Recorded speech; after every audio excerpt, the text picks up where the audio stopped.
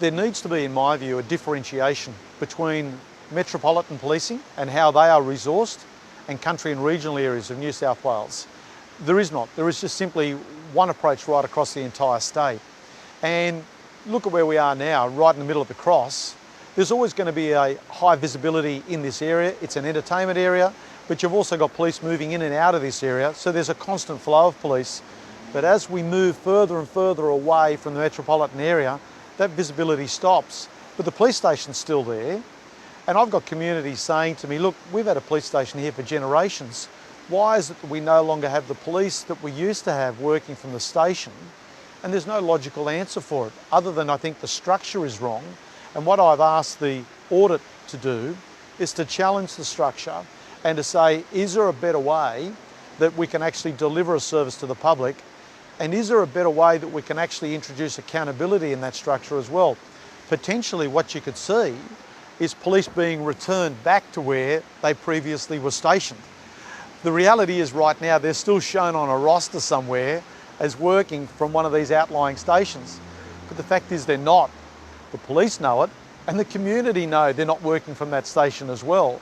What I've asked Mr. Parsons to look at, former Assistant Commissioner, is to determine whether we can deliver a service better to these communities by returning police back to the stations and actually have them work from the local areas that they are on paper supposed to be working from. There's never been a position from leadership within the organisation that says, how do we actually provide a culture within an organisation that says, when you get injured, that does not mean that is the end of our focus and responsibility on you.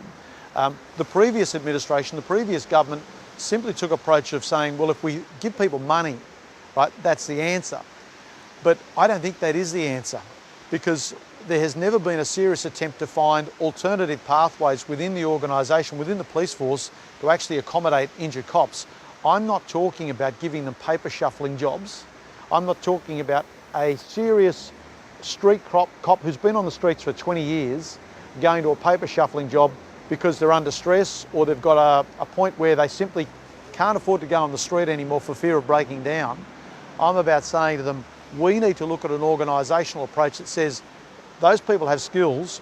How do we keep them in a role that they're backing up their first response colleagues out on the street, fulfilling an operational job, but without the stress and strain of dealing with offenders, but they can still be interviewing witnesses, they can be still talking to victims, they can still be attending crime scenes and supporting frontline police, and in effect take the burden off them a little bit to stop them from falling under the same problems of stress and fear of dropping the ball in relation to the never-ending supply of demand in relation to police time and their expectations in terms of fulfilling that job. You know, you talk to members of the public, most people say to you they have concerns about their safety, right?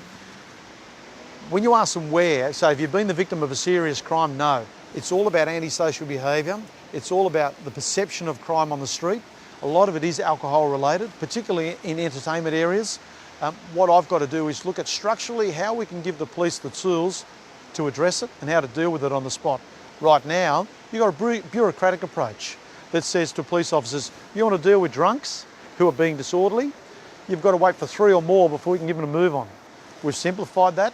We're going to give police the ability to actually deal with intoxication and disorderly behaviour in the form of a criminal infringement notice on the street. But quite simply, if the people don't get the message, we're going to take them off the street. Because if you don't, they're a risk to themselves and a risk to others. And it's about simplifying policing. You know, I was in the cops for over 16 years. Okay, organisations have changed, right?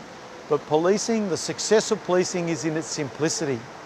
Not about bureaucrats making it harder for them to do their job. It's about listening to fully operational police, you know, like Sue Waits here in the Cross, who said to you, we've just got to simplify it and make sure that we allow police to get out there and do what they're trained to do and not worry about people coming in afterwards and trying to second guess them.